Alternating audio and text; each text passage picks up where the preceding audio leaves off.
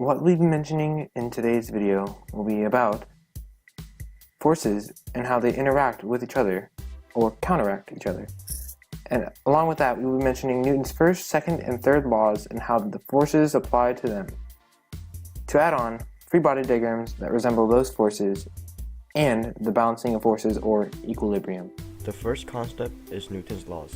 This includes Newton's first, second, and third law. These laws were created by Isaac Newton and were first presented in the year 1686. To start off, Newton's first law. Objects in motion remain in motion or at rest unless they are acted upon by an external force. Initial force is opposed by the box's force, stopping it from continuing its path of travel.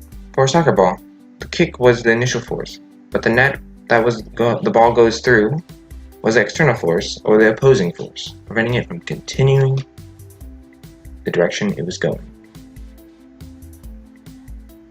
Newton's second law states that the acceleration is inversely proportional to the mass of an object and is in the direction of the net force. Force is calculated by the object's mass times the acceleration, or F equals ma. Both mass and acceleration have a direct relationship on the force. As the mass decreases, the acceleration increases, and vice versa. This is because acceleration is inversely proportional to the mass. The forces applied on both objects are the same. This demonstration shows how the chair with more or added mass has a decreased acceleration. This shows the inverse relationship between the acceleration and mass. Newton's third law is, for every action there is an equal and opposite reaction. The chair across the floor demonstrates this law, for the amount of force applied on the chair is the same amount of force pushing back on us. The second concept is forces. A force is a push or pull on an object that comes from an object's interaction with another object. It could increase and decrease a mass's velocity and can change the motion of an object.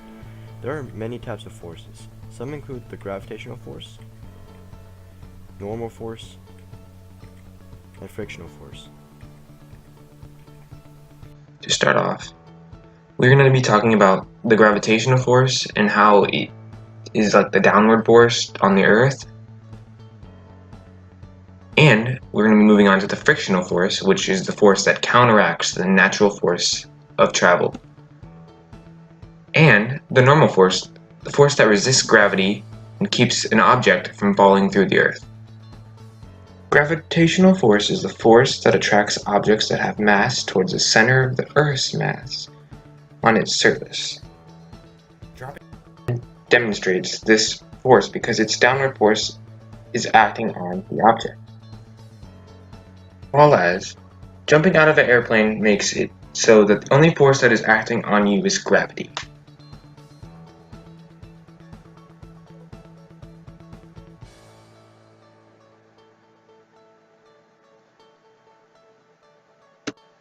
The ball stops on its own because of the frictional force that causes it not to roll into the grass, due to the decrease in acceleration over time. As a real-life example, frictional force is the resisting and relative motion of solid surfaces and material elements sliding against each other.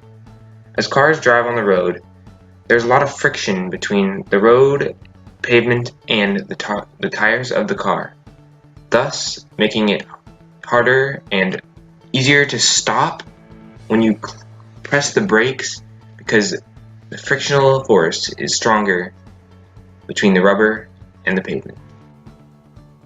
The normal force counteracts the Earth going upwards, preventing me from falling through the Earth from the gravitational force, allowing me to stand on what you see as the floor supporting my mass. The third concept is free body diagrams. Free body diagrams are diagrams that visualize the forces that are applied on an object. Okay, let's say an elevator is starting to accelerate downwards. The free body diagram will look like this. The arrow on top represents the normal force and the bottom arrow represents the gravitational force. The normal force is smaller because the elevator is accelerating downwards. Another situation could be that a right forward force is applied on a book to make it accelerate right across the table. And if there is a frictional force present, this is what the free body diagram will look like. The top arrow shows the normal force, the bottom arrow shows the gravitational force, the left arrow shows the frictional force, and the right arrow shows the force applied. The force applied arrow is larger than the frictional force arrow because the book is accelerating to the right. The fourth concept is equilibrium. It is where the net force is 0 and acceleration is 0 as well. In order for an object to be in equilibrium, it must have an acceleration of 0. But 0 acceleration doesn't always necessarily mean it's at rest. It could also mean that the object is moving the same direction at a constant velocity. An object is in equilibrium when its upward force is balanced with its downward force, and when its rightward force is balanced with its leftward force. Talking about equilibrium, which is a state in which opposing forces or influences are balanced. A mass and two tensions demonstrate this by the balancing of forces acting on one mass, which support it. As you can see, the only time the seesaw is balanced is when two men can just look directly forward at each other, and the plank is 90 degrees off the floor. And this means that the forces acting on the seesaw are all equal to one another, balancing it all out.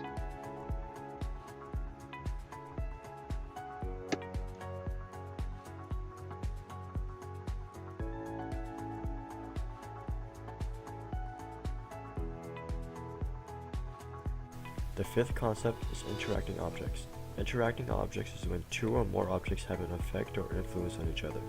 The amount of force on the first object is the same on the second object. The picture on the right shows a person pushing on a wall. When the person applies a certain amount of force on the wall applies the same amount of force back on the person. A real-life example would be someone sitting on a chair. The interaction would be between the person and the chair. As the person pushes a certain amount of force down on the chair pushes the same amount of force back on the person, allowing the person to sit on the chair.